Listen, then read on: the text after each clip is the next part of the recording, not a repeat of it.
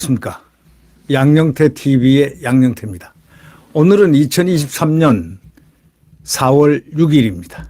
이 간첩이 58명이 묻혀 있는 묘지가 있습니다. 간첩도 사형시키거나 또는 사형되거나 해서 이제 시신이 나오지 않습니까?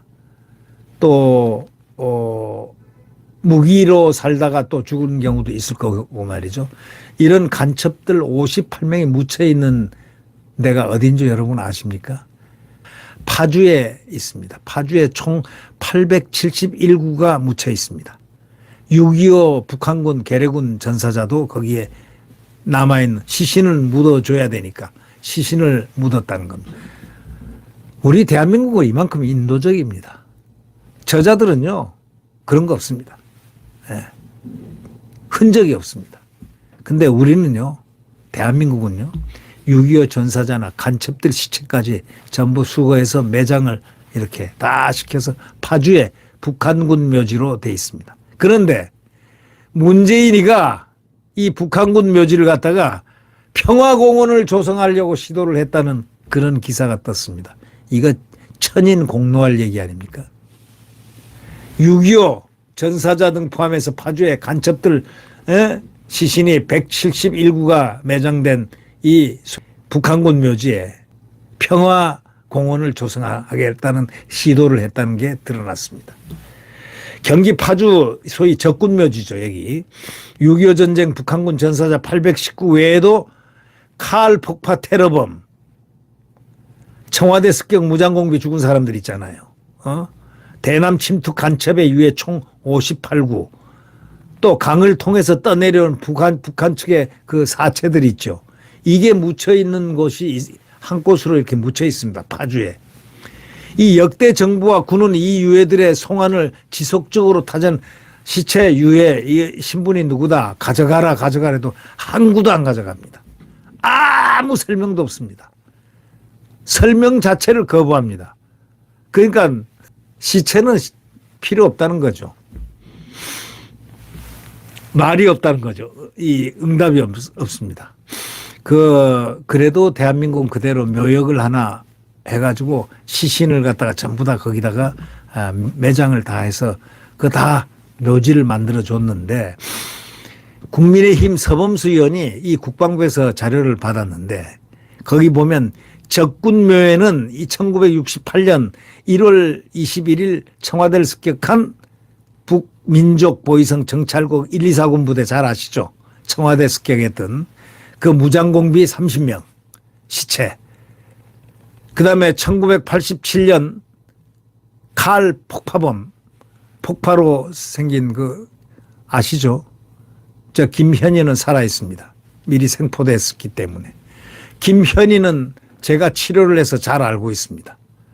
그게 가짜니 뭐니 했지만 그건 진짜입니다. 100% 진짜를 가짜라고 민주당은 계속 소리를 질렀습니다. 요즘 그런 가짜라는 소리 절대 안 하네요. 못하죠. 네.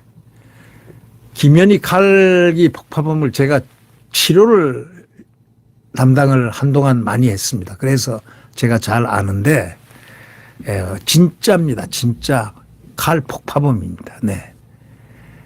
근데 이 칼 폭파로 또 생긴 희생자들이 얼마나 많았습니까? 북한군들 그런 115명을 또 낸 공작원, 칼 폭파로 희생자 115명을 낸 공작원 김승일이라는 자도 거기 매장돼 있습니다.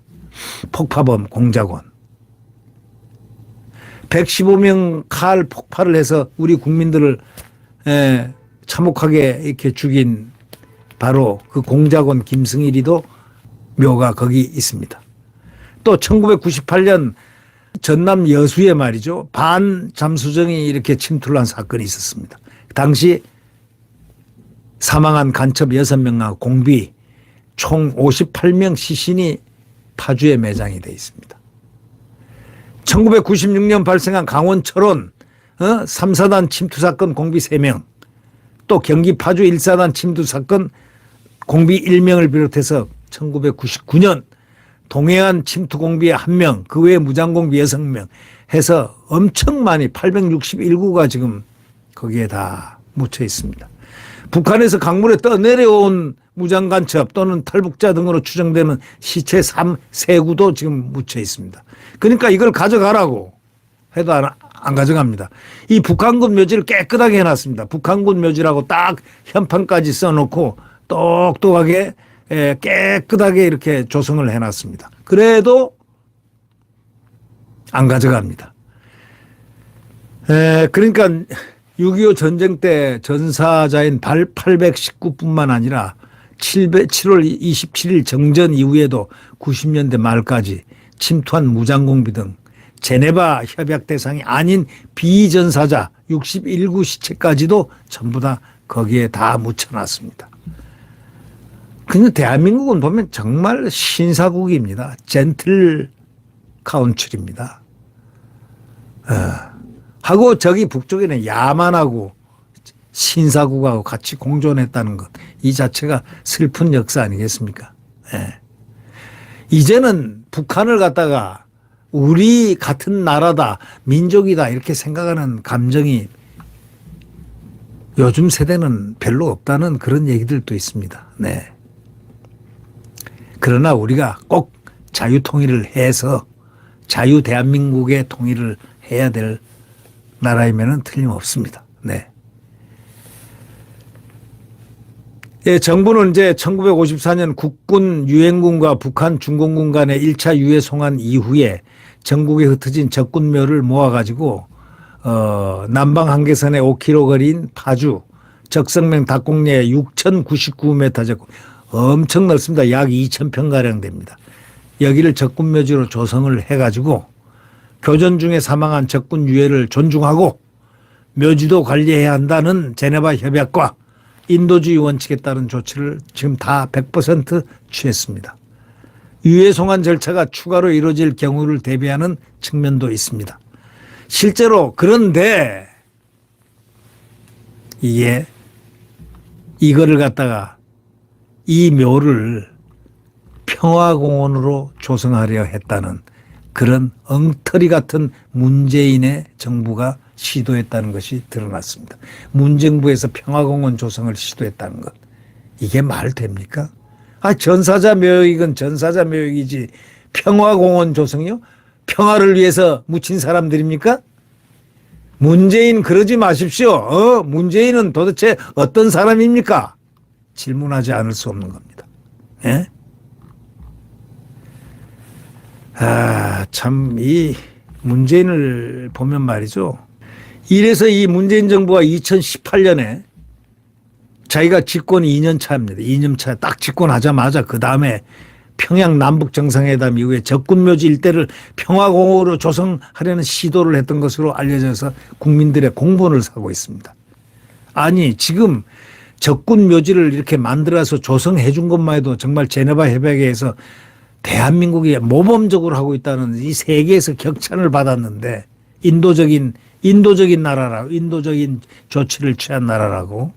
이런, 그런데 여기에다가 청와대하고 이재명이가 또 여기 이재명이가 들어갑니다. 이거 재명이 이자는 도대체 뭡니까? 이재명이가 국방부의 적군묘 관리권을 경기도로 이관해 공원을 조성하려 했다는 겁니다. 이거 정말 큰 이슈입니다, 이거. 이재명이가 문재인하고 같이 둘이서 합작을 해가지고 국방부의 이 적군묘지 관리권을 경기도로 이전을 하려고 했던 겁니다, 경기도로. 그래서 평화공원이다 하고 평화공원 관광지를 만들려 했다는 거 아니겠습니까? 그래서 그러나 이제 군대에서 그때 굉장히 반발을 한 겁니다. 아니 적을 어떻게 미화를 하느냐? 평화공원이라니. 이거 아무리 문재인 시대라지만 이럴 수 없다 하고 그냥 막 울분을 토하는 군인들, 물론 나중에 보복을 당해서 제대 조치를 다 당했을 것으로 추정은 되지만 그렇게 강하게 반발을 해서 다 되려고 했던 평화공원 조성이 실패로 돌아갔습니다. 2019년 3월 25일 민주당 박정희 의원이 북한군의 천안함 폭침으로 인한 전사자 등을 기리는 서해수호의 날은 불참하고 그날 적군묘지에서 열린 조선민주주의 인민공화국 군인 추모제에 참석해서 논란이 일기도 했습니다. 조선민주주의 인민공화국 군인 추모제. 예. 그래서 서범수 의원이 적군묘는 북의 침략 행위에 눈을 감아서가 아닌 철저히 인도주의 원칙에 따른 것이라면서 정부와 군은 북한의 국군 유해 송환을 위한 노력을 꾸준히 이어가야 한다 이렇게 말했습니다. 정치권 일각에서는 북한군 묘 유해와 북측 국군 유해를 막교환하는 협상을 띄우자는 말도 나오지만 유엔사에 따르면 북한에는 국포로 7만여 명의 유해가 있는 것으로 알려져 있습니다. 그들은 유해를 한 군데 그냥 구덩이를 파서 막 묻어놨어요. 북한군은 다 그렇죠. 그러니까 송환을 할래야 할 수가 없는 겁니다. 그게 다 노출이 될 테니까. 유엔사에 따르면 이 북한에 이렇게 7만 명이나 된다면 얼마나 많은 유해가 있겠습니까? 정전 이후에 국군 실종자는 8만 2천 명. 인도된 국군 포로는 총 8,343명에 불과했습니다. 탈북한 국군 포로도 80명 정도에 그쳤습니다. 여기서 문제는 뭐냐? 평화 공원을 만들려고 이재명이와 문재인 그러니까 합쳐서 문재명이죠. 문재명이가 공작을 했다는 것, 시도를 했다는 것. 이거 얼마나 무섭고 놀라운 일입니까? 이들의 정체가 도대체 뭔지 참 의아스럽습니다. 네. 네, 구독 버튼과 엄지를 눌러주시면 감사하겠습니다. 여러분, 네, 안녕히 계십시오.